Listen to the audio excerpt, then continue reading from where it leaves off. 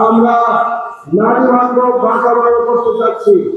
এই ঢাকা ভারতে গোটা বাংলাদেশে নারীরা যাতে নিরাপদে লেখাপড়া করতে পারে, চাকরি করতে পারে, চলাফেরা করতে পারে, তার ব্যবস্থা করা হবে। বিশেষ করে হাতির ঝিলে আমাদের বোনেরা আক্রান্ত হচ্ছে, এটাকে আমরা অ্যাড্রেস করবো ইনশাআল্লাহ। একটি যুব বান্ধব ঢাকা করতে পারছি। যুবকদের জন্য নৈতিক শিক্ষা, দক্ষতা, নেতৃত্বের বিকাশ এবং প্র্যাকটিক্যাল প্রশিক্ষণের ব্যবস্থা করা, ক্লাস ব্যবস্থা করা। আমরা ঢাকা বাংলাদেশে একটি ক্লিন এবং গ্রিন ঢাকা করতে যাচ্ছি। বর্তমানে সিটি কর্পোরেশনের যে বৈধ ব্যবস্থাপনা আছে, ইনক্লুডিং এই কারওয়ান বাজার, এইটাকে সুন্দর করা হবে।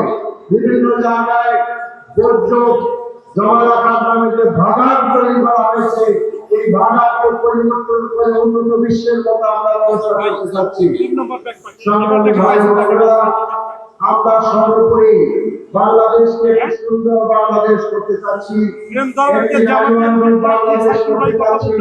আমরা আমাদের জব মার্কেটে যারা চাকরি আসেন তাদের চাকরির ব্যবস্থা করতে চাচ্ছি। আমি জামাত বলবেন, আমি বলতে চাচ্ছি, আজকে আপনাদের সকলকে নিয়ে চাঁদাবাজের বিরুদ্ধে আমরা ব্যাপক ঐক্যবদ্ধ প্রতিরোধ করে তুলতে চাচ্ছি। আপনি রাজি আছেন? আমরা একটি চাঁদাবাজ মুক্ত, দখলবাজ মুক্ত, মাদক মুক্ত, ক্লিন এবং গ্রিন ঢাকা করতে চাচ্ছি। আমরা হাতি হত্যার বিচার চাই।